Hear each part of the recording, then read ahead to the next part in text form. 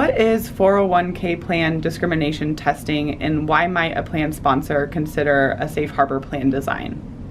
Every year, 401k plans have to go through a whole host of compliance tests, and one of them is called the discrimination test.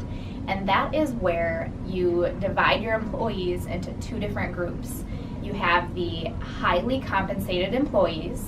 The IRS changes the limit of what's considered highly compensated every year. Let's just say this year's was $120,000. So anybody who makes $120,000 or more, or is an owner, is over here. They're considered a highly compensated employee.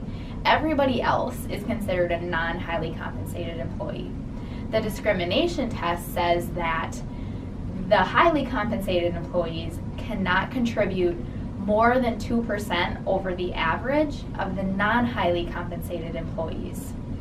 If a plan fails this discrimination test, they either have to give refunds to the highly compensated employees who put in too much, or the plan can give more to the non-highly compensated employees to pass that test.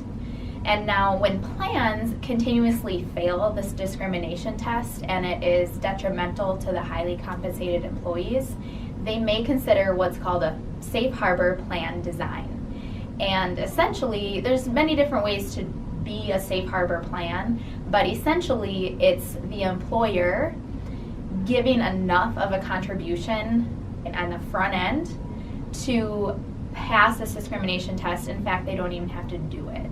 So if you're putting in enough as an employer, you can say we're safe harbor and we don't even have to do this discrimination test.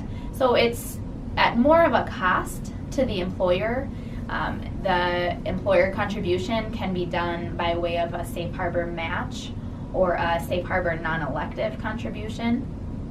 But it is pretty attractive to those employers, typically smaller companies that are frequently failing the discrimination test. And if you fail the discrimination test, that's not like a doc on you like an audit would be. It's just simply informational.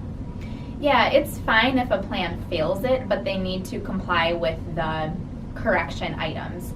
So like I said, that's either the highly compensated employees, they get a refund, they get more money back, they have to include it on their taxes and pay regular income taxes on it, or the company has to kind of fund the non-highly compensated accounts a little bit more to pass that test, or in other words, comply with that formula, the 2% over the average formula.